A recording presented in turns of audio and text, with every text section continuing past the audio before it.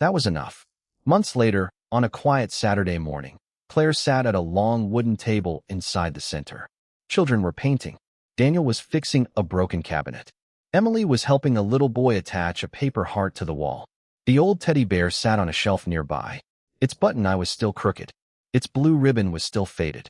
And beneath the stitched heart, 3 tiny red loops were still visible. Claire walked past it, stopped, and gently straightened the bear. Emily noticed. "You know," she said, "you can leave it crooked." Claire looked at her. "Why?" "Because that's how I found it." Claire smiled. She didn't fix the eye. She didn't straighten the ribbon. She simply stepped back. Across the room, Daniel watched them. Emily caught his eye and nodded toward the door. "Dad." Daniel looked over. "Yeah. Come help me." He put down the screwdriver. "I'm coming." Claire stayed beside the shelf.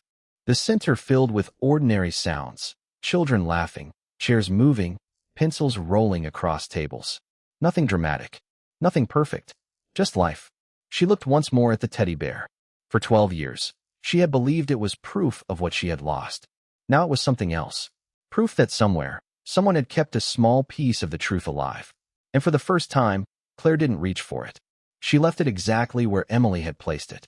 Crooked, faded, unfixed, waiting for the next child who needed to believe that something broken could still belong somewhere. The teddy bear was sitting on the dashboard. Claire Bennett noticed it before she noticed anything else. A faded little brown bear with one loose button eye, a crooked blue ribbon around its neck, and a tiny stitched heart on its paw. Her hand froze halfway to the passenger door handle. "No." The word came out so quietly that Daniel Reed almost missed it. He glanced over from behind the steering wheel. "You okay?" Claire didn't answer. She stared at the bear. For 12 years, she had searched for that exact toy. For 12 years, she had been told that it was gone. And now it was sitting inside the car of a man she had met less than 10 minutes ago. Claire slowly pulled the passenger door open and got in. The late afternoon was dry and cool, with pale sunlight stretching across the parking lot outside Bennett Global's downtown headquarters. Employees were leaving in clusters, talking into phones, carrying laptops, laughing as if the world had never broken apart. Claire's world had broken apart 12 years earlier. She had simply become very good at hiding the cracks. Daniel pulled away from the curb. He was 38, dressed in a faded work jacket, dark jeans, and boots that had clearly seen better years. His old SUV smelled faintly of coffee, children's cereal, and the cedar air freshener hanging from the mirror. Claire barely noticed any of it. Her eyes stayed on the teddy bear. "Where did you get that?" Daniel looked at the dashboard. "The bear." "Yes." His fingers tightened slightly around the steering wheel. "My daughter." Claire turned toward him. "Your daughter?" "Yeah." "What's her name?" Daniel hesitated. "Emily." Claire's breathing changed. She looked back at the bear. Emily. Her daughter's name had been Emily too. Emily Bennett. The little girl Claire had lost at the age of 4. The little girl who had vanished during a custody exchange that Claire had spent 12 years blaming herself for. Claire swallowed. "Can I ask how old she is?" Daniel kept his eyes on the road.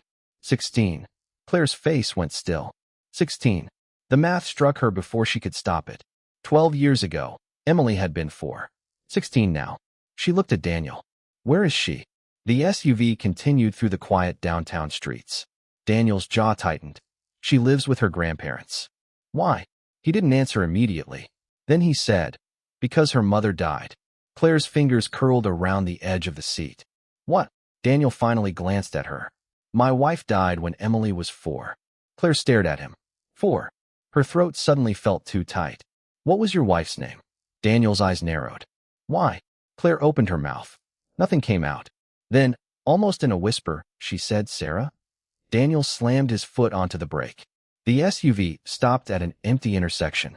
For several seconds, neither of them moved. The city continued around them. A bus rolled past. A traffic signal clicked. Somewhere nearby, a horn sounded twice. Daniel turned toward Claire. "How do you know my wife's name?" Claire couldn't breathe. "Because Sarah was my sister."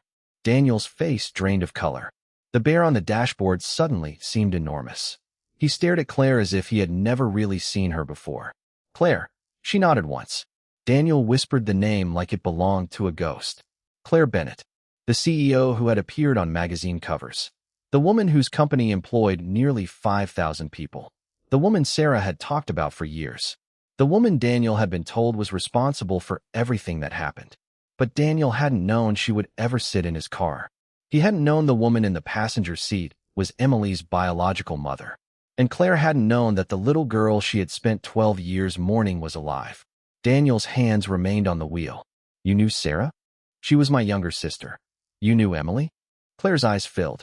I gave birth to her. Silence. Daniel looked toward the windshield. His breathing became slow and controlled. Then he looked at Claire again. You're telling me you're Emily's mother? Claire nodded. Daniel shook his head. No. Daniel. No. He pointed toward the bear. You don't get to sit in my car, see that bear, and suddenly tell me you're her mother. Claire flinched. I didn't know she was alive. Daniel laughed once. There was no humor in it. You didn't know? I was told she died. Who told you? My father. Daniel stared at her. Then he whispered, your father lied. Claire felt something inside her collapse. She had spent 12 years believing the worst day of her life had been the day Emily disappeared. She was beginning to understand that the worst day might have been the day she believed the lie. Daniel drove again. But this time, the silence between them was different. It was no longer awkward. It was dangerous.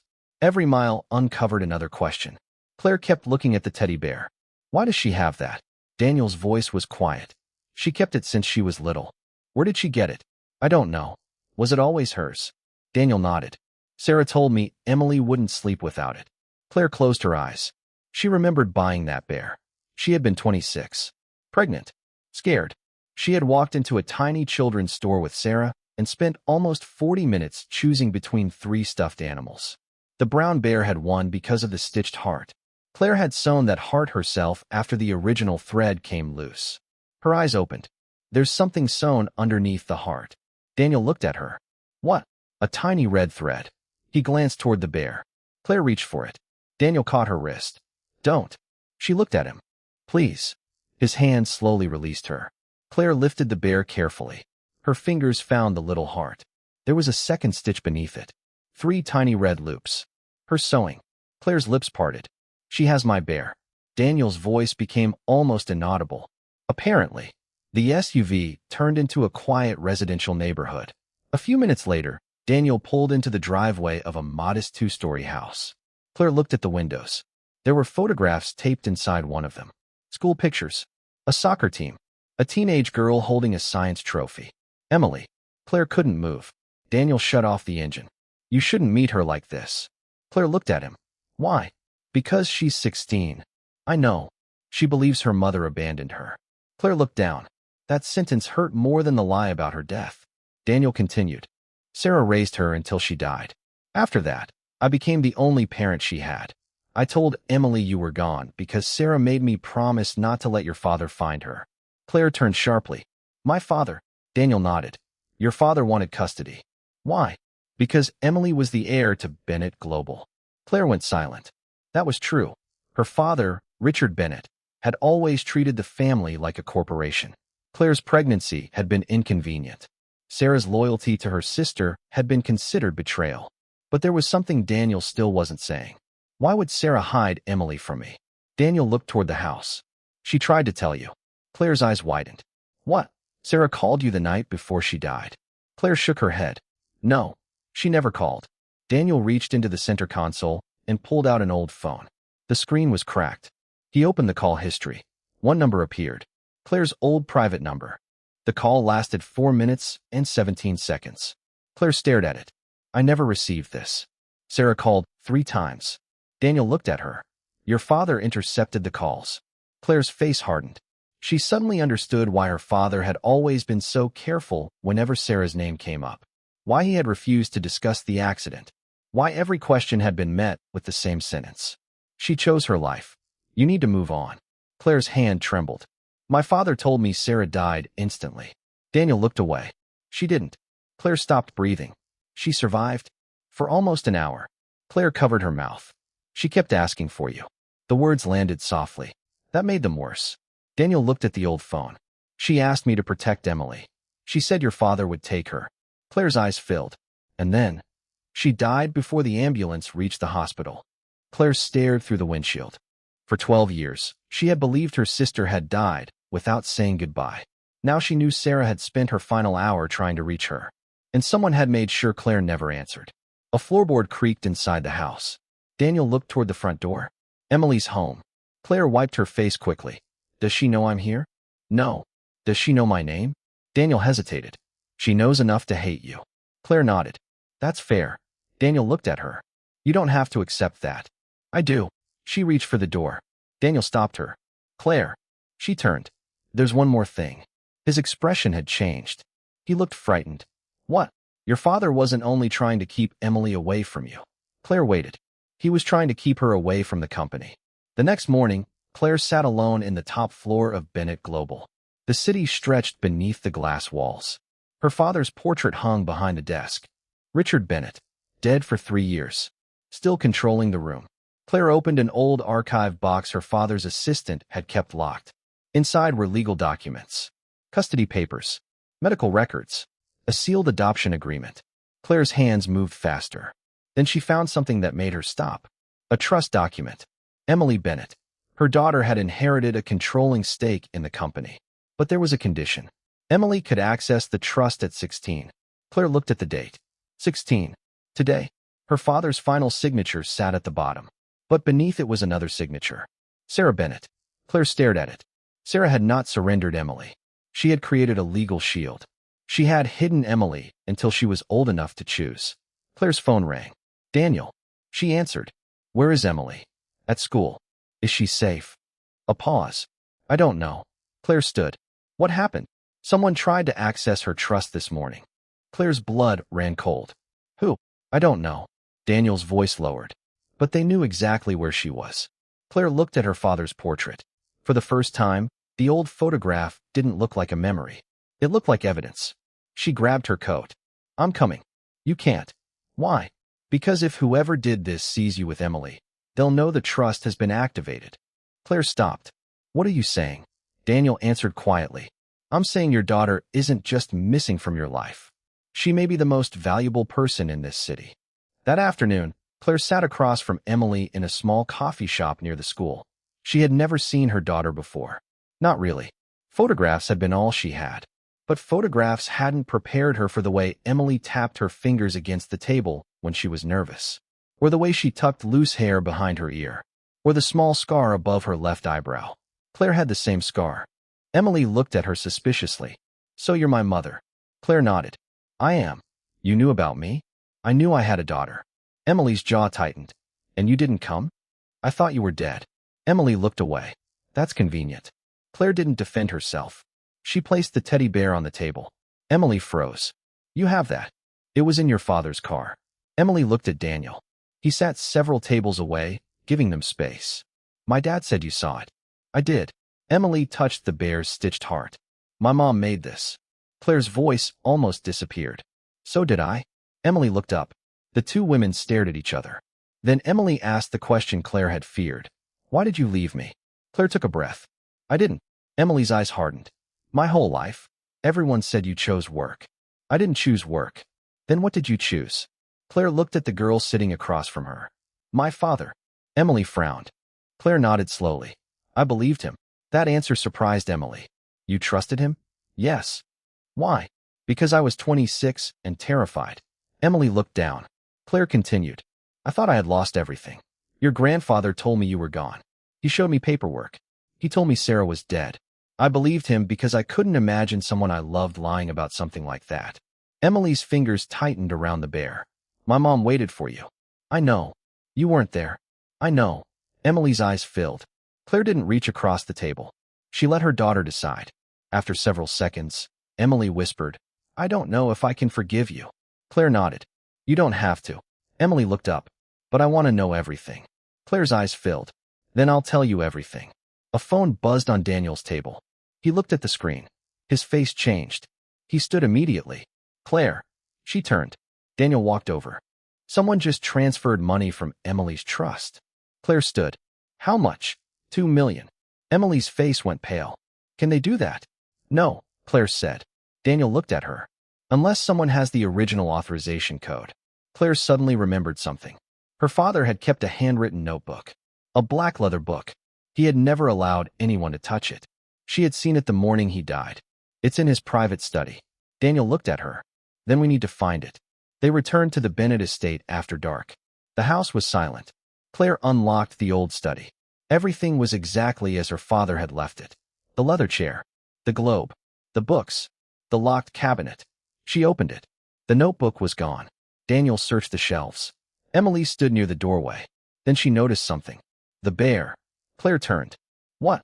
Emily held the teddy bear. There's something inside. She turned it over. A seam on the back had been repaired recently.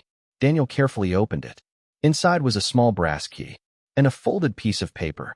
Claire unfolded it. Sarah's handwriting. 3 words. Trust Emily, Claire. Claire closed her eyes. There was another line beneath it. Not the board. Daniel looked at her. What board? Claire's phone rang. The caller ID showed Bennett Global's chief financial officer. She answered. A man's voice said, Ms. Bennett, you need to come to headquarters immediately. Why? The board has voted to remove you.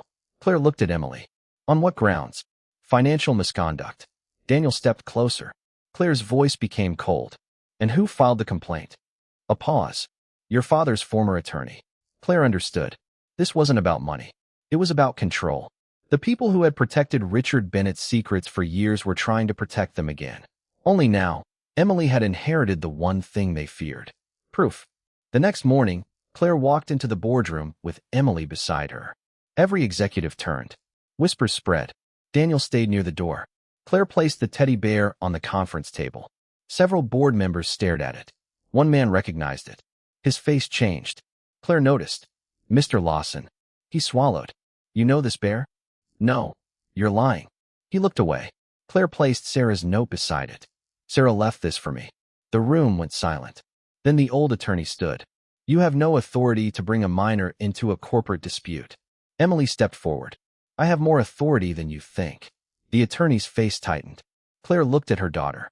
Emily reached into her backpack and pulled out a small flash drive. My mother left this with my school counselor 2 years ago. Claire stared. What is it? Emily looked at the attorney. Everything. The drive contained copies of financial transfers. Payments made from Richard Bennett's private accounts. Payments to the attorney. Payments to employees who had altered custody documents. And one final recording. Richard's voice filled the boardroom. If Claire ever finds Emily, the company becomes vulnerable. Claire's eyes closed. Her father had known. He had planned for the possibility that she would discover the truth. Then his voice continued. Keep the girl hidden until she turns 16. After that, manipulate the trust. Daniel looked at Claire. Emily stood completely still. The attorney suddenly moved toward the door. Daniel blocked him. Security entered seconds later. But the biggest shock came from Lawson. He walked toward Claire. I knew. Claire stared at him. He removed his glasses. I knew your father was hiding her. Why didn't you tell me? Because he threatened my family. Claire's anger softened, but only slightly. You could have come to me. Lawson nodded. I should have. That was the difference between confession and redemption. One could be spoken in a minute. The other had to be earned. The board voted. The charges against Claire collapsed. Emily's trust was restored. The attorney was arrested. And Bennett Global survived. But Claire did something nobody expected. She refused the position of permanent CEO. 3 weeks later, she stood outside a small community arts center on the edge of town. The building wasn't glamorous. There were children's drawings taped to the windows. A crooked sign hung above the entrance. Emily walked beside her. Daniel carried a box of supplies. Claire unlocked the front door. What is this place? Emily asked. Claire smiled faintly. A project your aunt wanted to build. Emily looked inside. On the wall was a framed photograph of Sarah. Underneath it was a handwritten sentence. Give children somewhere safe to become themselves.